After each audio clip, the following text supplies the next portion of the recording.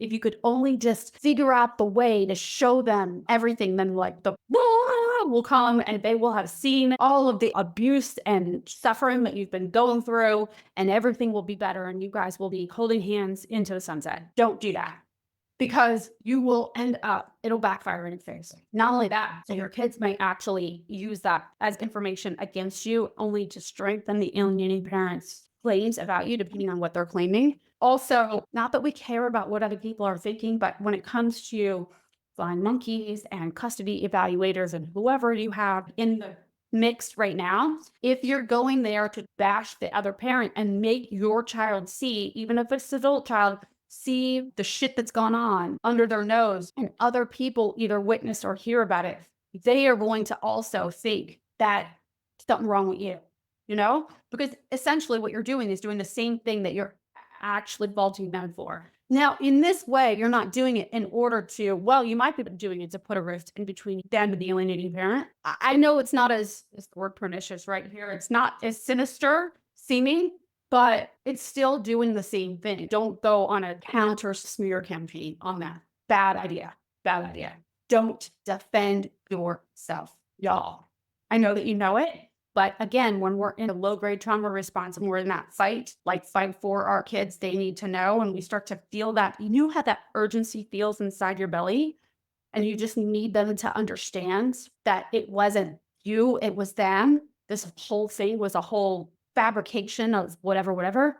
When you defend yourself, you're basically telling the kid, again, even adult kid, that they are wrong and they need to just accept what you've said, just as they've already been dealing with for however long they've been going through the alienation.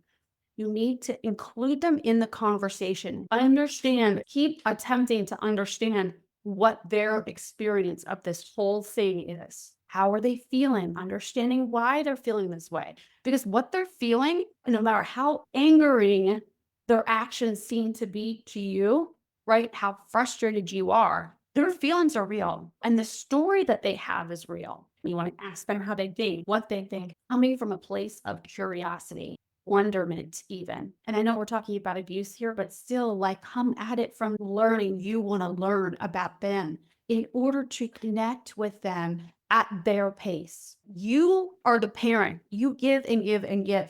Here's where I think that we go back to the motive thing. Y'all parents out there that feel like it's time, they need to see my side now. It's not time for you. You know, like if you feel finally it's enough now, they need to just know I've had it sort of thing. Please, please, please don't.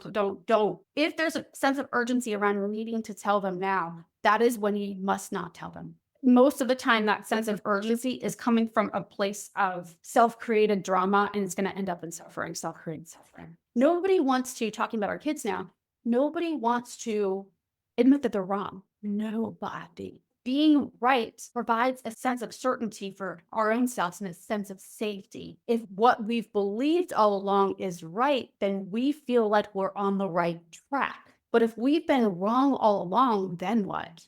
Then our whole reality was false. Makes somebody feel very unstable. So trying to present the truth to somebody who's not ready to hear the truth and not ready to hear that their whole life has been based upon all of this fabrication is very, very, very unsettling. And by the way, the truth is not ever a thing. There's not just one truth, because no matter what we're talking about, any story that you have going on in your head is really subject to perspective. That's why I always think it's a little bit crazy when people say, oh, I've been living a lie this whole time. No, you weren't living a lie.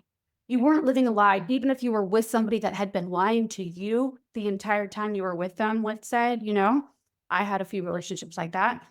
You weren't living a lie. I wasn't living a lie because I was living my truth at that time. Of course, again, hindsight's 2020. We can see, look back now, and that truth isn't maybe today's truth, but that was your truth then. Same with your kiddos. Have some compassion for the experience they've been through.